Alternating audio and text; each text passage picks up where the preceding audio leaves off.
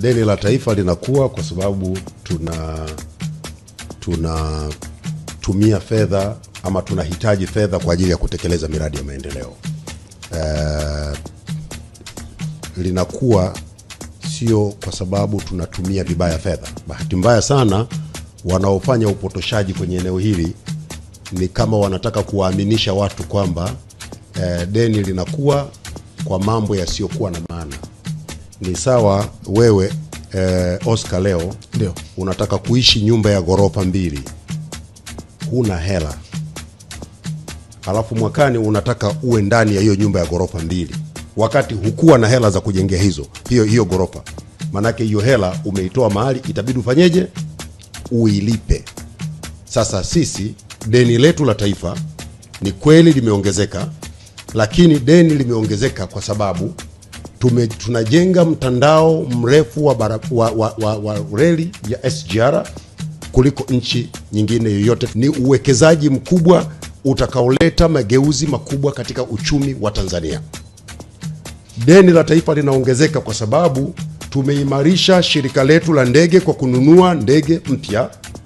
Tulikuwa na ndege moja mwaka 2015, leo tuna ndege 16 zikiwemo zinazofanya masafa marefu. Deni letu la taifa linaongezeka kwa sababu tumeongeza ufanisi wa bandari ya Dar es Salaam, bandari ambayo ilikuwa inatupatia mapato ya takriban shilingi bilioni 500 na kitu hivi, sasa tunapata karibu shilingi trilioni 1.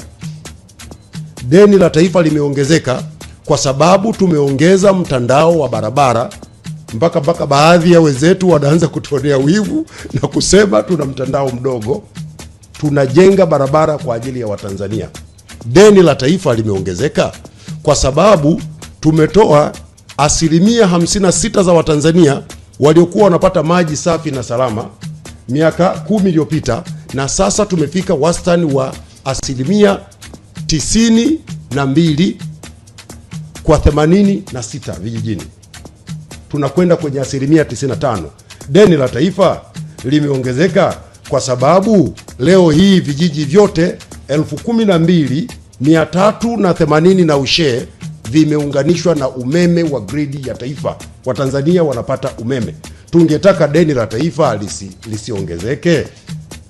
Leo hii tungekuwa na 46% ya nchi yetu ya vijiji vyetu vyenye umeme.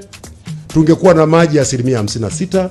Barabara za lami ingekuwa leo hii ukitaka kwenda Mwanza lazima upite Nairobi, upite sijui wapi kule. Siku moja nimsikia Haji anazungumza nani Sirari Kisii ndio urudi uingie Mwanza. Lakini leo unaweza ukapasua hapa ukaenda moja kwa moja Mwanza, unaweza ukatoka Dodoma ukaenda Iringa. Watu wamesahau, unajua watu wanasahau. Ni miaka 5 tu iliyopita, 5 sijui 6 iliyopita. Ilikuwa ukitoka Iringa unakuja Dodoma lazima uzunguke Morogoro, utembee kilomita 500